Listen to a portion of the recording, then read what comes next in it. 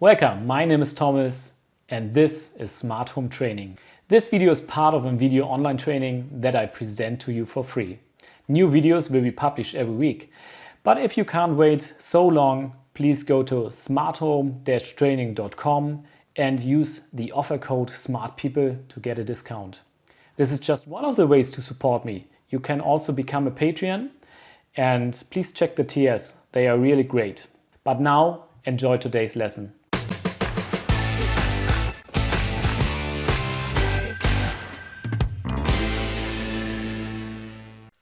In this video, I'm going to show you how to troubleshoot the openHAB add-on in Visual Studio Code. Yeah, it's the case. I'm doing this course now, and exactly in this time there's a bug in the actual version of this openHAB extension for Visual Studio Code. And I would like to show you how to get rid of the error, or let's say how to get your Visual Studio Code extension running again. What you can do is open Visual Studio Code and then go to your extensions. Yeah, this is a small icon here, and please uninstall this openHAB extension. Yeah, just say uninstall, and now it's uninstalled. We can reload it, and now you can see it's gone. Yeah, we don't have any extension installed at the moment, and what we would do now is close Visual Studio Code. So now you're ready to go to manually install and open the extension by using a command. I will show you this in a second, and install a version that has been released before. So this might be helping when there are issues. I told you, ask for it. I always Google for it also and search for things. What you hopefully will find is something like a community entry that some guy is having problems. Then you see a pull request in GitHub, and yeah, it's a good idea to follow this let's say community posts, because then you will be informed when it's fixed. But nevertheless, ask me, I'm happy to help, and I will show you now how to fix it. So please open your web browser now, and we will use the search. Again, this helps a lot. So we will search for Visual Studio Code, and then yeah, we had that, and openHAB extension. And what you can see here is the first entry is openHAB Visual Studio Code Marketplace. That is exactly where I wanted to go, and as I said, I will put the link here into this lecture, so you can go there directly. You can see different things here. As you can see here, there are open issues, there are pull requests, and so on. So this will go to GitHub, and you can check the open issues if you have some issues related to that.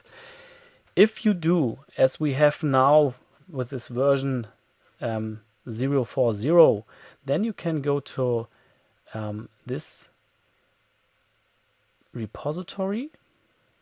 Yeah, you go there to GitHub, and then you have this here, 7 releases. You can go to the releases. As you can see, this is the actual release, and if you scroll down a little bit, you will get to the version that has been released before, so 035. And I will simply download this older version, because for me it's more important that I have a running extension, that there's a extension that is not even working. So you can see it has been downloaded now in the download folder. Yeah, so we're here now on the download folder. Before we are going to install it, I would like to do one more thing, because this is important. Otherwise, this older version will be updated. You go to Visual Studio again, and this is the thing, you can activate it later on. But for the moment, as we have this problem, please go here, go to settings again, and then search for auto update. Yeah, you will get entries, and down below here you have auto check updates. That is fine, but auto update, please disable it, because when it's enabled, it will automatically pull the newest version of the extension, which is normally good. But if you have an issue and you don't want to get the version with the bug again, please demark this checkbox. You will be notified, you can see it here. If it's outdated, you can manually update it later on. So I simply close this and close Visual Studio again. Now we're back, and now a tip from my side, go to the main folder, then hold your Shift key and right click the Downloads folder. You should have your context menu coming up with more entries than you typically see. I have an Open PowerShell window here entry. Maybe you have also something like command line window here. Yeah, so please do it, open it. It will depend a little bit on your operation system, Windows version, and so on. Mac users, you know how to hopefully get into the folder, and so simply click it, and this will open directly in this download folder. So, and to install your extension now, yeah, that is in your downloads folder. I can go back here to the downloads folder that you can see it.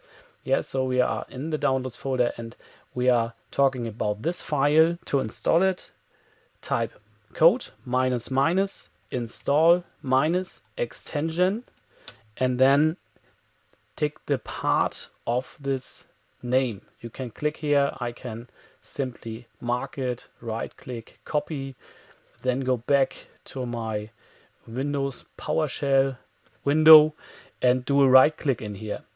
Hit enter, and then you will see it will download this, or will update this extension and install it to Visual Studio Code. We will see this in a minute. Yeah, just takes a little bit time to update. And you can see here, extension was successfully installed. If you don't get this message, there's something wrong, do it again. Close this window. Now we're again back to Visual Studio Code. And you can see here, coming up, we are starting with our items, things, and so on. And you can see here, extension, one outdated extension. That is what I told you. You can update to the newer version now manually. But of course, at the moment, please don't update because this bug is in this version. Yeah, the guy is working on that, and simply give him time. It's his free time spending on this extension, and so we should all be glad that we have this extension. So, and that is what I wanted to show you, because now we have a version installed where you can do most of the things. Some things of the new version might be missing, but I also made good experience with version 0.3.5. Yeah. So, and what we can do now is our system is linked. Yeah, we have changed our host name, and we are now linked to openHAB when we begin editing, and that is very important. So we're now ready to go in this course to start our development of our textual configuration, and we will go there in the next video. I hope you enjoyed today's lesson. Please remember, you can buy the whole course right now at smarthome-training.com.